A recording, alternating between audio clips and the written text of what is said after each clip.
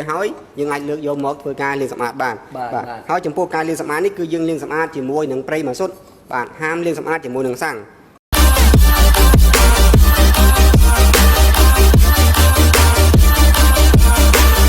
nghiệp số đó là cục máy bom phun ngọc nhé bà chỉ mày mà đòn tiền bà sau đó ngay đi phong đá nhưng ba xong lược vô phải chạy cái tí nghiêng bà đầm bây bom ốn thưa ca này nó nâng thay là xá đời khuôn anh từ lừa chạy cái tí ca thay sáng mà sân một số Kubota ở pra ban dẹp về dùng bạn chẳng thôm chập đan từng ngọc nè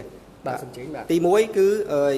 bạn chẳng cứ dương tay đăng thà ca thay sáng rồi bỏ dương cứ miên bốn chấm nó thông thống bạn tí muối cứ từ lừa pra bón sầm bóc bà cứ cho châu ní bạn tí pí cứ từ lừa pra bón thùng tất bạn hai chấm này tí bấy cứ từ lừa pra bón đầm rong prey mà xuất bạn nâng tí bốn cứ từ lừa pra bón prey mà sân bạn chẳng cứ dương chập đan từng nói tí muối bạn từng ngọc nè cứ từ lừa pra bón sầm bóc năng bàสมมตินางแอนนี่คือมีตุนที่สำคัญดังใบตุบสกัดตะเลือกชอลบ่าได้โจเตอร์มันละอมันสะอาดคือเบียนធ្វើការตุบสกัดเอาชอลได้โจเตอร์ของบ่าสะอาด100%ดังใบโจเตอร์ធ្វើការตุใช่บ่าអញ្ចឹងយើងនឹងដោះទាំងអស់គ្នា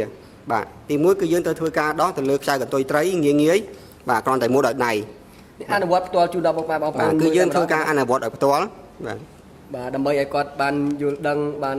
ដឹងរបៀបនៃការដោះថែរក្សាផ្សេងៗហើយយើងធ្វើការលើកបើកកម្របមកបាទនេះគឺជាកម្របឆ្នាំងអែរបស់យើងណាបាទតមកទៀតគឺយើងធ្វើការលើកយកនេះគឺជាសម្បុកឆ្នាំងអែបាទជាសម្បុកឆ្នាំងអែដែលធ្វើពីដែកបាទហើយក៏យើងអាចធ្វើការដោះបាទយកឆ្នាំងអែនេះគឺអាចយកមកធ្វើការលាងសម្អាតចេញបានដោយងាយយើងអាចដោះមកសម្អាតទៀតបាទយើងអាចដោះសម្អាតគឺយើងគ្រាន់តែមួលខ្ចៅបាទគឺនេះគឺខ្ចៅលេខ10បាទខ្ចៅលេខ10យើងគ្រាន់តែបធូរវាហើយយើងអាចលើកយកមកធ្វើការលាងសម្អាតបានបាទហើយចំពោះការលាងសម្អាតនេះគឺយើងលាងសម្អាតជាមួយនឹងប្រេងម៉ាស៊ុតបាទហាមលាងសម្អាតជាមួយនឹងសាំងបាទកាលណាលាងនឹងសាំងអាចធ្វើឲ្យសម្បុកដែកនឹងមានភាពប្រើប្រាស់មិនបានយូរទេដោយសារតែអាចធ្វើឲ្យមានការពុកផុយលឿនជាងធម្មតាបាទអញ្ចឹងគឺយើងធ្វើការលាងសម្អាតជាមួយនឹងម៉ាស៊ុតនៅពេលលាងស្អាតហើយគឺយើងអាចចាក់ប្រេងចូលទៅវិញបាទទៅតាមម៉ាកគេបាទនេះគឺមានម៉ាកគេកម្រិតបាទប្រាប់អំពីចំណុះដែលយើងទៅចាក់ប្រេងម៉ាស៊ីនថ្មីបាទគឺប្រេងម៉ាស៊ីនថ្មីដែលស្អាតណាបាទគឺយើងចាក់ចូលខាងក្នុងឆ្នាំងអែនេះគឺកន្លោះនេះបាទដាក់ត្រឹមកម្រិតបាទត្រឹមកម្រិតបាទត្រឹមកម្រិតនេះគឺកម្រិតខាងលើដែលគេប្រាប់ចំពោះតែម៉ាស៊ីនប្រេងម៉ាស៊ីនចំពោះតែប្រេងម៉ាស៊ីនថ្មីទេបាទហើយយើងធ្វើការដាក់ចូលទៅវិញបាទនៅពេលយើងដាក់គឺយើងឲ្យប្រយ័ត្ននេះគឺមានរិញមួយបាទដូច្នេះគឺយើងដាក់ឲ្យថ្នមបាទការពារកុំឲ្យមុខរបស់វានេះទៅប៉ះជាមួយរិញអាចខូចបានចុះបើសិនជាវាយើងដាក់ទៅហើយមានការប៉ះរិញដាច់រិញតើមានផលប៉ះពាល់អ្វីខ្លះបងបើសិនជាយើងដាក់ទៅវិញអាចមានការប៉ះពាល់ជាមួយរិញដែលវាដាច់ឬឆ្កូតអញ្ចឹងអាចធ្វើឲ្យមានអាកាសគឺខ្យល់ដែលចូលក្នុងម៉ាស៊ីនរបស់យើងគឺអាចបានឆ្លងកាត់តម្រងអែទេវាអាចនឹងឆ្លងកាត់តាមរុនរិញខាងក្រោមនេះអញ្ចឹងធ្វើឲ្យម៉ាស៊ីនយើងមានបញ្ហាបានបាទអញ្ចឹងនៅពេលដាក់ហើយគឺយើងសង្កត់ឲ្យណែនបាទឲ្យស្មើលឹបតែម្ដងមកណាបាទអញ្ចឹងបងប្អូនទាំងអស់ហើយនេះគឺឆ្នាំងអែបាទចំពោះសម្បុកឆ្នាំងអែនេះយើងលាងនឹងប្រេងម៉ាស៊ុតផងដែរបាទហើយនៅពេលដែលយើងលាងគឺយើងដោះជ័ររិញរបស់វាខាងលើនេះចេញបាទដើម្បីការពារកុំឲ្យត្រូវម៉ាស៊ុតកាលណាត្រូវម៉ាស៊ុតវានឹងអាចខូចនឹងរីកបាទអញ្ចឹងគឺវារីកកាលណារីកដូចយើងដឹងហើយគឺជ័រកាលណាត្រូវពេញវានឹងរីកបាទអញ្ចឹងគឺវាមិនអាចប្រើបានទៀតទេបាទអញ្ចឹងគឺយើងលាងនឹងប្រេងម៉ាស៊ុតឲ្យបានស្អាតហើយកន្លុកវាហើយយើងអាចដាក់ចូលទៅវិញបានបាទនេះគឺជាវិធីងាយបាទធ្វើការថែរក្សាហើយគឺយើងសង្កត់វាឲ្យណែនបាទហើយយើងក្របវាពីលើខាងនេះបាទនេះគឺងាយអញ្ចឹងនៅពេលដាក់យើងអាចរកខ្លាញ់គោបន្តិចលាបពីលើជ័រនេះបាទជ័ររិញរបស់វាហ្នឹងគឺខ្លាញ់គោដែលស្អាតណាដើម្បីអីដែរបាទគឺដើម្បីទប់ស្កាត់ឲ្យដីដែលមកហ្នឹងគឺអាចជាប់នៅកំទេចខាងនេះបាទគឺវាអាចជួយទប់ស្កាត់ទៅលើដីដែលចូលមកអត់ស្អាតបានមកតង់ទៀតផងដែរបាទតមកទៀតគឺយើងឲ្យធ្វើការក្របវាបាទតាមធម្មតាអញ្ចឹងពុកម៉ែបងប្អូនបានទស្សនាហើយច្បាស់ជាមិនខកបំណងទេក្នុងថ្ងៃនេះបាទអាចយកទៅធ្វើការអនុវត្តខ្លួនឯងបានបាទដើម្បីឲ្យម៉ាស៊ីនរបស់យើងនេះប្រើប្រាស់បានយូរអង្វែងបាទជាមួយនឹងបងសំអូនដែលជាងសេវាកម្មរបស់យើងបាទបានធ្វើការបង្ហាញក្នុងថ្ងៃនេះណាបាទអញ្ចឹងយើងចូលដល់ដំណាក់កាលទី2គឺទៅលើប្រព័ន្ធបាទធុងទឹកគឺប្រព័ន្ធបញ្ចុះកម្ដៅម៉ាស៊ីនបាទគឺយើងបើកគម្របមកបាទនេះគឺជាគម្របធុងទឹកបាទគម្របធុងទឹកមានតួនាទីសំខាន់បាទគឺដើម្បីទប់បាទសីតុណ្ហភាពទឹកឲ្យនៅថេកម្រិតថេមិនឲ្យក្តៅខ្លាំងពេកហើយកុំឲ្យត្រជាក់ខ្លាំងពេកផងដែរអញ្ចឹងគឺយើងធ្វើការបើកគម្របធុងទឹកបាទគឺសង្កត់វាឲ្យណែសង្កត់វាឲ្យខ្លាំងហើយយើងមួលវាមកខាងឆ្វេងដៃបាទអញ្ចឹងគឺយើងត្រូវពិនិត្យមើលថាតើធុងទឹករបស់យើងមានទឹកគ្រប់គ្រាន់អត់មុនពេលដែលប្រើប្រាស់បាទអញ្ចឹងចំពោះទឹកនេះដែរគឺនៅពេលដែលប្រើគឺមានអាយុកាលរយៈពេល3ខែ 3 ខែគឺយើងធ្វើការបដូរទឹកចេញហើយដោយមានថ្នាំច្រេះបាទថ្នាំច្រេះមួយកញ្ចប់ដើម្បីយើងដាក់ការពារបើសិនជាទឹកយើងអត់ស្អាតមានកកអីវាអាចនឹងជួយកម្ចាត់បាទធូលីកកហ្នឹងឲ្យវាធ្លាក់មកខាងក្រោមនៅពេលយើងបដូរចេញបាទអញ្ចឹងទឹករបស់យើងគឺប្រើបានរយៈពេល3ខែណាបាទដោយមានបដូរនៅថ្នាំច្រេះមួយកញ្ចប់ផងដែរអូអញ្ចឹងរយៈពេល3ខែយើងត្រូវបដូរទឹកចេញមកណាបាទគឺរយៈពេល3ខែសម្រាប់ទឹកយើងបដូរនៅពេលណាបងបដូរនៅពេលដែលម៉ាស៊ីនយើងបញ្ឆេះហើយឬក៏ម៉ាស៊ីនយើងត្រជាក់ឬក៏ម៉ាស៊ីនយើងក្តៅដែរបងសូមជួយអញ្ចឹងចំពោះការបដូរទឹកគឺយើងត្រូវបដូរនៅពេលដែលម៉ាស៊ីនយើងត្រជាក់បាទហាមបដូរនៅពេលក្តៅព្រោះថានៅពេលក្តៅខ្លាំងទី1អាចធ្វើឲ្យម៉ាស៊ីនរបស់យើងគ្រឿងបង្គុំខាងក្នុងមានការប្រែប្រួលសីតុណ្ហភាពអញ្ចឹងអាចនឹងមានការប្រេះស៊ីឡាំងប្រេះអីបានបាទមួយទៀតគឺអាចធ្វើឲ្យយើងនឹងមានបញ្ហាគ្រោះថ្នាក់បានដោយសារទឹកក្តៅបាទអញ្ចឹងអ្វីដែលល្អគឺយើងត្រូវបដូរនៅពេលដែលទឹកត្រជាក់បាទចឹងនៅពេលដែលម៉ាស៊ីនយើងទុកឲ្យត្រជាក់ហើយទើបយើងធ្វើការបដូរទឹកចេញមកណាបាទពេលត្រជាក់យើងអាចបដូរចេញបានអូខេបងហើយគឺយើងគ្របគឺយើងត្រូវគ្របយ៉ាងណាឲ្យណែនល្អណាបាទនៅពេលដែលនេះតាមខ្ញុំធ្លាប់ដឹងមកពុកម៉ែបងប្អូនមួយចំនួនគាត់ឆ្ងល់ថាចុះនៅពេលដែលម៉ាស៊ីនក្តៅតើពេលកំពុងតែប្រើយើងអាចបើកគម្របធុងទឹកចេញហើយប្រើធម្មតាបានទេបាទអញ្ចឹងមានអ្នកខ្លះគាត់អាសាសួរផងដែរគឺចំពោះបញ្ហានេះប៉ុន្តែបើសិនជាចំពោះផលិតផលរបស់ Kubota បាទគឺយើងមិនបាច់បើកទេនៅពេលកំពុងប្រើប្រាស់ឲ្យតែយើងបានពិនិត្យមើលមុនពេលដែលប្រើគឺចាក់ទឹកឲ្យពេញរួចហើយបាទយើងទៅប្រើទៅមួយថ្ងៃពេញគឺវាមិនអាចស្រក់ទឹកដល់រីងបានទេបាទវាស្រក់ដែរគឺតិចតួចបំផុតប្រហែលជាមួយពេងឬក៏កន្លះកូនពេងតែប៉ុណ្ណឹងបាទអញ្ចឹងគឺអត់ដូចម៉ាស៊ីនគេផ្សេងទេបាទអញ្ចឹងអរគុណច្រើនបងជាងទៅបងអញ្ចឹងដំណាក់កាលទី3បាទគឺចំពោះប្រព័ន្ធប្រេងឥន្ធនៈគឺយើងមានតម្រង់ប្រេងម៉ាស៊ុតបាទអញ្ចឹងគឺតម្រង់ប្រេងម៉ាស៊ុតនេះមានតួនាទីសំខាន់ផងដែរក្នុងការធ្វើការរបស់វាគឺការពារនៅលំអងធូលីរបស់កកទាំងឡាយដែលមាននៅក្នុងប្រេងបាទព្រោះប្រេងដែលយើងប្រើគឺអត់ស្អាតទាំងអស់ទេបាទអញ្ចឹងយើងអាចទិញប្រេងតាមការ៉ាឬក៏ទិញប្រេងទៅតាមឌីប៉ូផ្សេងៗហ្នឹងទៅយកមកប្រើប្រាស់វាអាចនឹងមានភាពស្អាតភាពមិនស្អាតរបស់វាគឺខុសៗគ្នាអញ្ចឹងហើយយើងទាមទារត្រូវតែធ្វើការសម្អាតទៅលើតម្រង់ប្រេងម៉ាស៊ុតបាទអញ្ចឹងខ្ញុំធ្វើការដោះឲ្យមើលបាទសូមជឿបងបាទអញ្ចឹងបងប្អូនទស្សនាដល់គ្នាការសម្អាតនៅតម្រង់ប្រេងម៉ាស៊ុតបាទងាយគឺយើងគ្រាន់តែប្រើសោលេខ10បាទគឺយើងធ្វើការមួលនេះបាទគឺយើងមួលងាយតែសោលេខប្លង់លេខ10សោលេខ10ទ្រាំបាទហើយយើងធ្វើការទាញវាចេញមកបាទហើយចំពោះគម្របរបស់វានេះគឺយើងអាចមួលឲ្យដៃបានណាបាទគឺយើងហាមយកតកាប់ឬយកអីមកមួលវាអាចនឹងបែកអញ្ចឹងគឺយើងប្រើតែដៃមួលគឺបានហើយណាបាទគឺព្រោះថាអានេះជាគម្របជ័រមែនទេបងបាទជាគម្របប្រភេទជ័រផ្លាស្ទិកនៅពេលដែលបងដោះឃើញអត់មានការបិទប្រេងទេបាទអញ្ចឹងចំពោះប្រភេទនេះដែរគឺគេហៅថាប្រភេទបិទប្រេងនៅអូតូបាទអញ្ចឹងនៅពេលដែលយើងមួលផុតបាទមួលផុតមកគឺប្រេងត្រូវបានបិទឲ្យខ្លួនឯងដោយសារវាមានកន្លះខាងក្នុងនេះបាទកន្លះសមួយនេះ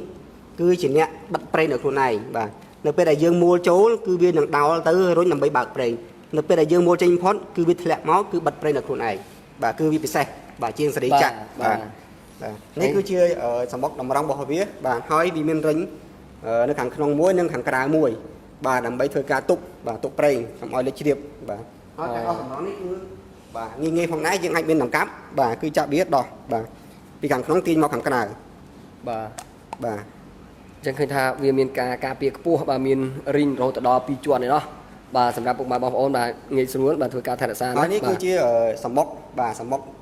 តម្រង់ប្រេងម៉ាស៊ុតបាទដែលយើងធ្វើការច្រោះប្រេងបាទឲ្យបានស្អាតឲ្យបានល្អអញ្ចឹងតម្រង់នេះគឺមានអាយុការប្រើប្រាស់របស់វាផងដែរគឺយើងប្រើរយៈពេលបាទ3ខែគឺយើងត្រូវបដូរចោលបាទអញ្ចឹងការប្រើប្រាស់អាចលាងសម្អាតបានអត់គឺលាងបានគឺយើងប្រើបានរយៈពេល100ម៉ោងឬក៏1ខែយើងត្រូវធ្វើការបដូរលាងបាទដោះលាងសម្អាតវាហើយនៅពេលដែលគ្រប់3ខែបាទគឺយើងអាចនឹងបដូរចេញបាទដោយសារតែវាមិនអាចធន់នឹងសភាពនៃប្រេងម៉ាស៊ុតបានទៀតទេណាបាទអញ្ចឹងរាល់ពេល3ខែយើងធ្វើការបដូរតម្រង់ចេញចំនួន1បងណាបាទគឺ3ខែយើងបដូរចេញម្ដងបាទអូខេបងអរគុណច្រើនបាទចឹងពុកម៉ែបងប្អូនបានយល់ជ្រាបមកហើយអំពីតម្រង់ប្រេងម៉ាស៊ុតបាទ3ខែយើងបដូរចេញណាយើងមិនបាច់ចាំបដូរទាំងកែវនឹងទេឬក៏យើងបដូរតែតម្រង់ខាងក្នុងបងគឺយើងបដូរតែតម្រង់ខាងក្នុងនេះទេបាទគឺមានប៉ុណ្នេះបាទហើយយើងបដូរគឺមានប៉ុណ្នេះណាតម្រង់វាបាទនេះបាទគឺតម្រង់ពណ៌លឿងនេះដែលយើងត្រូវបដូរបាទអរគុណច្រើនបងបាទហើយតម្លៃវាក៏មិនថ្លៃដែរគឺធូរថ្លៃបំផុតថ្លៃបំផុតបើជួយការពារទៅដល់ការពារដល់ឈុតធំជ្រូកបាទបើសិនជាយើងអត់បដូរវាឲ្យបានស្អាតទេវានឹងអាចធ្វើឲ្យមានផលប៉ះពាល់ទៅដល់ ប្លង់សើកូនជួបរបស់យើងដែលមានតម្លៃថ្លៃ អូដែលមានតម្លៃថ្លៃ បាទរត់ដុល្លារ នេះជារឿងមួយទូចតាចប៉ុន្តែវាជាការពិតធំដែរបងណា ជារឿងទូចតាចហើយជារឿងដែលងាយនិងតម្លៃធូរថ្លៃបំផុតបើយើងមិនបានធ្វើវាទេគឺអាចផ្ដល់ផលប៉ះពាល់ដល់គ្រឿងបង្គំដែលធំបាទហើយគឺផ្សេងមែនទែនបាទអូអរគុណច្រើន ហើយនេះគឺយើងដាក់ចូលទៅវិញញុកឲ្យណែនទៅហើយយើងតែការពារ បាទគឺច្បាស់ណាពុកម៉ែបងប្អូនទាំងអស់គ្នាបាទចឹងថ្ងៃនេះប្រតិខំបំណងនេះ ដាក់រិញពីខាងលើនេះបាទតាមធម្មតាហើយយើងធ្វើការមួលបញ្ចូលដោយដៃបាទមួលគឺមួលដោយដៃដងដែរបាទ ប្រសិនបើយើងអត់ដាក់រិញប្រើរិញទេវាមានផលប៉ះពាល់អីដែរបង បើសិនជាយើងអត់បានដាក់រិញវាទេគឺនៅពេលដែលយើងមួលហើយវានឹងហូរប្រេងមករហូតអត់ចិត្តទេបាទដោយសាររិញហ្នឹងគឺជួយទប់ប្រេងបាទទប់ប្រេងបាទដែលហូរពីធុងមកចូលតម្រងនេះបាទអត់ឲ្យហៀចេញមកខាងក្រៅអញ្ចឹងបើសិនយើងអត់ដាក់វានឹងអាចលេចមកតាមគែមនេះគឺហូរប្រេងមកបាទឬក៏ដាក់ទៅវាអាចដាច់ក៏វានឹងហូរមកតាមគែមហ្នឹងដែរបាទអូពិសេសមែនអញ្ចឹងគឺនៅពេលដែលយើងមួលគឺយើងមួលឲ្យតឹងដៃអត់បាច់ប្រើសោមួលទេបាទតឹងហើយគឺយើងដាក់ចូលតាមធម្មតា អញ្ចឹងនេះគឺជាវិធីសាស្ត្រងាយៗពុកម៉ែបងប្អូនបាទអាចយើងយកទៅអនុវត្តធ្វើការសម្អាតនិងថែរក្សានៅម៉ាស៊ីនម៉ាស៊ូរបស់យើងបានពុកម៉ែបងប្អូនទាំងអស់ដែលជាអតិថិជនរបស់ក្រុមហ៊ុន Kubota របស់យើងបាទអញ្ចឹងយកទៅអនុវត្តប្រជាមិនខុសបំណងទេបាទអញ្ចឹងជាបន្តទៀតគឺចូលដល់ដំណាក់កាលទី4គឺប្រព័ន្ធប្រេងម៉ាស៊ីនវិញម្ដងបងណាប្រេងម៉ាស៊ីននេះក៏វាជារឿងដែលសំខាន់ណាស់ដែរដែលយើងត្រូវតែពិនិត្យមើលរៀងរាល់ថ្ងៃមុនពេលដែលយើងប្រើប្រាស់គឺត្រូវតែមើលអីគឺមើលម៉ាកគេរបស់ប្រេងម៉ាស៊ីនបាទតើដឹងថាម៉ាកគេរបស់វានឹងមានកម្រិតស្ថិតនៅក្នុងចន្លោះប៉ុណ្ណាបាទជាទូទៅគឺបាទវាមានពីរកម្រិតគឺកម្រិតខាងក្រោមនិងកម្នួសខាងលើបាទបានន័យថាប្រេងដែលនៅក្នុងកម្រិតនៃកម្នួសក្រោមកម្នួសលើគឺយើងអាចប្រើបានធម្មតាបាទប៉ុន្តែបើសិនជាវាលើសបាទម៉ាកគេកម្រិតខាងលើបានន័យថាម៉ាស៊ីនយើងច្រើនពេកគឺវាក្តៅម៉ាស៊ីនបាទហើយបើសិនជាប្រេងម៉ាស៊ីនទាបជាងកម្រិតខាងក្រោមបានន័យថាប្រេងខ្វះនៅពេលដែលយើងប្រើអាចមានផលប៉ះពាល់គឺបូមប្រេងអត់គ្រប់បាទគឺមានបញ្ហាដល់ម៉ាស៊ីនយើងមិនអាចរំអិលបានគ្រប់កន្លែងបានទេបាទចុះបើសិនបើយើងទីហោះថាបើយើងចាក់ប្រេងលើសតើវាមានផលប៉ះពាល់អីខ្លះវាចេញជាសញ្ញាខ្លះឲ្យដឹងថាយើងចាក់ប្រេងលើសបងបាទអញ្ចឹងនៅពេលដែលចាក់ប្រេងលើសគឺម៉ាស៊ីនយើងនៅពេលប្រើទៅតឹងបាទតឹងខ្លាំងបាទកាលណាតឹងខ្លាំងធ្វើឲ្យវាស៊ីប្រេងម៉ាស៊ូតបាទណាបាទអាចស៊ីប្រេងម៉ាស៊ូតមួយទៀតគឺអាចធ្វើឲ្យមានផលប៉ះពាល់ដូចជាច្រាលប្រេងបាទប្រេងច្រាលអាចចេញតាមស៊ីម៉ាំងបានបាទគឺណាប្រេងតឹងគឺវាច្រាលខ្លាំងណាបាទវាអាចចាក់ខ្លាំងបាទអញ្ចឹងគឺជួយល្អឲ្យយើងធ្វើម៉េចប្រើឲ្យបានត្រឹមត្រូវតាមកម្រិតក្រិតរបស់ម៉ាកគេរបស់គេណាបាទនេះគឺផលប៉ះពាល់នៃការបងប្អូនទាំងអស់ចាក់ប្រេងលើសចំនួនមកណាបាទហើយតមកទៀតគឺយើងត្រូវមានការដោះសម្អាតតម្រងប្រេងម៉ាស៊ីនផងដែរប្រេងម៉ាស៊ីនបាទអញ្ចឹងគឺយើងប្រើសោលេខ17ក្រោះបាទគឺយើងមួលវាតិចមកតម្រងប្រេងម៉ាស៊ីននេះគឺនៅជាប់នឹងប៊ូឡុងបហូរប្រេងនេះតែម្ដងបងណាបាទនេះយើងដោះមកយើងនឹងឃើញគឺបាទប៊ូឡុងលេខ17នេះប៊ូឡុងបង្ហូរហ្នឹងគឺវាជាប់តម្រងជាមួយគ្នាបាទនេះយើងមួលមកគឺឃើញវែងបាទអញ្ចឹងនៅពេលដែលយើងធ្វើការផ្លាស់ប្ដូរប្រេងដោះប៊ូឡុងហ្នឹងមកគឺឃើញតម្រងនឹងតែម្ដងបាទនេះជាម៉ាស៊ីនថ្មីដោយសារតែយើងដោះមកមានប្រេងម៉ាស៊ីនទេបាទនៅពេលដែលយើងប្រើទៅគឺជាទូទៅនឹងមានកំតិចដែកបាទនៅជាប់កន្លែងនេះព្រោះតម្រងប្រេងម៉ាស៊ីនខាងក្នុងតម្រងនេះគឺមានដែកឆក់បាទដៃឆក់នេះគឺឆក់កំតិចដែកអញ្ចឹងសួរថាដៃឆក់នៅខាងក្នុងដៃឆក់មានដៃឆក់ខាងក្នុងសួរថាតើដៃនេះមកពីណាបាទអាចមានអត់បាទមិនមែនដៃនៅក្នុងប្រេងទេបានន័យថាដៃនេះគឺវាអាចកើតមានឡើងនៅក្នុងការសឹករិតរឹតរបស់ម៉ាស៊ីនបាទដូចជាពីដាងឬពីញោមផ្សេងនៅពេលដែលយើងប្រើទៅវាអាចនឹងមានកំតិចដែកអញ្ចឹងហើយគេដាក់ដៃឆក់នៅក្នុងនេះដើម្បីការពារឲ្យចូលក្នុងតម្រងនឹងបានឲ្យជាប់នៅហ្នឹងអញ្ចឹងនៅពេលដែលយើងប្រើទៅវាអាចឆក់ជាប់ហើយគេតម្រូវឲ្យយើងធ្វើការដោះលាងសម្អាតបាទអញ្ចឹងលាងសម្អាតរយៈពេលរបស់វាគឺមានទៀតបាទអញ្ចឹងគឺរៀងរាល់ពេលដែលយើងបដូរប្រេងម៉ាស៊ីនម្ដងគឺរយៈពេល100ម៉ោងឬក៏1ខែណាបាទអញ្ចឹងនៅពេលដោះមកគឺយើងត្រូវលាងសម្អាតវានឹងប្រេងម៉ាស៊ូតលាងសម្អាតនឹងប្រេងម៉ាស៊ូតចុះបើសិនបើយើងប្រើសាំងឬក៏ទឹកអាចលាងសម្អាតបានទេបងបើសិនជាយើងប្រើសាំង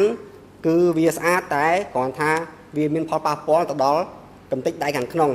បាទគឺធ្វើឲ្យសំណាញ់របស់វានេះងាយនឹងផុយកាលណាពុកផុយខ្លាំងធ្វើឲ្យកតិចដែកនឹងអាចចូលក្នុងតម្រងបានណាបាទអត់ល្អទេតែបើសិនយើងលាងនឹងប្រេងលាងនឹងទឹកបាទលាងនឹងទឹកសាប៊ូក៏វាលាងអត់ស្អាតអត់ជ្រះបានស្អាតដែរដោយសារតែវាមានកំតិចកំទីខ្មៅខាងក្នុងអញ្ចឹងបើសិនយើងលាងនឹងម៉ាស៊ូតគឺល្អបំផុតបាទអូខេគឺលាងនឹងម៉ាស៊ូតគឺល្អបំផុតបងណាបាទហើយនៅពេលដែលយើងលាងសម្អាតហើយគឺយើងបើន័យថាឲ្យវាស្ងួតបន្តិចយើងអាចមួលចូលវិញបាទដោយសារតែវាមានរិញមួយទៀតគឺរិញទុកប្រេង បាទរិញទុកប្រេងនេះ អានេះការពារកុំឲ្យប្រេងចេញមកក្រៅ ការពារគឺការពារប្រេងដែលនៅពេលដែលយើងប្រើទៅវាអត់ឲ្យប្រេងជ្រាបមកបានទេបាទហើយនៅពេលដែលយើងដោះលាងដែរគឺយើងត្រូវដោះរិញនឹងចេញហ្នឹងដែរបាទបើសិនយើងដោះវាអាចរីកដូចជាឆ្នាំងយ៉ាមិញបាទ ឃើញថាផ្នែកកស៊ូបាទផ្នែករិញត្រូវប្រេងម្សុទ្ធវានឹងធ្វើការរីកណាបងណាបាទអញ្ចឹងយើងធ្វើការដោះចេញបាទហើយការមួលការដោះអីផ្សេងពុកម៉ែបងប្អូនទាំងអស់បាទបានឃើញនៅវីដេអូនេះហើយបាទបងគាត់អនុវត្តជាក់ស្ដែងបាទជូនដល់ពុកម៉ែបងប្អូនឲ្យបានយល់ទាំងអស់គ្នាបាទពីរបៀបនៃការថែរក្សាវិញម្ដងបាទហើយចំពោះការរត់ចូលផងដែរគឺយើងប្រយ័ត្នព្រោះតែអតិជនខ្លះនៅពេលគាត់រត់បញ្ចូលគឺគាត់រត់ខ្លាំងរត់មិនតឹងអញ្ចឹងធ្វើឲ្យនៅពេលដោះលើក្រោយគឺវាតឹងខ្លាំងអាចនឹងធ្វើឲ្យទ្រក់បាទទ្រក់ស្នេហ៍ព្រោះវានេះមិនមែនជាដែកទេជាភេទអាលុយមីញ៉ូមបាទអញ្ចឹងនៅពេលដែលយើងរត់ចូលវិញគឺរត់ធ្នមបាទគឺរត់តែមួយតឹងបានហើយដោយសារតែវាមានរិញទប់អញ្ចឹងគឺវាអត់របូតមកចេញបានទេបាទហើយក៏អាចលេចជ្រាបបងបានដែរបាទគឺពិសេសមែនទែនសម្រាប់ថ្ងៃនេះបាទបងសំអូនបានចូលរួមធ្វើការ live នៅវីដេអូរបស់យើងបាទចែករំលែកដល់ពុកម៉ែបងប្អូនទាំងអស់អំពីរបៀបនៃការថែរក្សាតើបងមានអ្វីចង់បន្ថែមទៀតទេបាទនៅមួយទៀតគឺនៅពេលដែលយើងចាក់ប្រេងម៉ាស៊ីនបាទនេះគឺកន្លែងចាក់ប្រេងម៉ាស៊ីនបាទនៅពេលដែលយើងចាក់ប្រេងម៉ាស៊ីនគឺយើងធ្វើយ៉ាងណាចាក់ឲ្យគ្រប់ទៅតាមម៉ាកគេគឺចាក់ដល់ម៉ាកគេកម្រិតខាងលើបាទហើយក្នុងការចាក់គឺយើងទុកទីតាំងម៉ាស៊ីនរបស់យើងគឺឲ្យត្រង់ស្មើបានន័យថាកុំឲ្យទៀបមុខទៀបក្រោយបានយើងអាចមើលកម្រិតម៉ាកគេហ្នឹងបានល្អណាបាទហើយនៅពេលចាក់ប្រេងគឺយើងធ្វើយ៉ាងណាបាទចាក់ប្រេងដែលថ្មីហើយប្រេងដែលសុទ្ធបាទចាក់ប្រេងសុទ្ធបាទអញ្ចឹងគឺប្រេងហ្នឹងអាចឥឡូវហ្នឹងគឺមានការខ្លាយបន្លំច្រើនអញ្ចឹងបើសិនជាយើងចាក់ប្រេងដែលមិនល្អមិនស្អាតមិនស្អាតវាអាចធ្វើឲ្យម៉ាស៊ីនរបស់យើងប្រើបានយូរទេបាទមានផលប៉ះពាល់តាមក្រោយណាបាទអញ្ចឹងកាលណាចាក់ប្រេងគឺចាក់ប្រេងដែលស្អាតល្អបាទអញ្ចឹងគឺបើសិនជាបងចង់ដឹងថាប្រេងល្អបែបណាគឺអាចនឹងតាក់ទងខាងក្រោយទៀតបាទនឹងមានផ្នែកដែលគេណែនាំបាទឲ្យបានដឹងបាទអញ្ចឹងចំពោះការណែនាំរបស់ខ្ញុំគឺមានប៉ុណ្ណឹងបាទគឺសូមចប់តែប៉ុណ្ណេះបាទសូមអរគុណបាទសូមអរគុណច្រើនបងសមូនបាទសូមអរគុណបាទអញ្ចឹងពុកម៉ែបងប្អូនទាំងអស់បាទជាទីមេត្រីបាទអញ្ចឹងពុកម៉ែបងប្អូនបានទស្សនារួមទៅហើយអំពីរបៀបនៃការថែរក្សាម៉ាស៊ីនម៉ាស៊ូតធ្វើយ៉ាងណាឲ្យប្រើប្រាស់បានយូរអង្វែង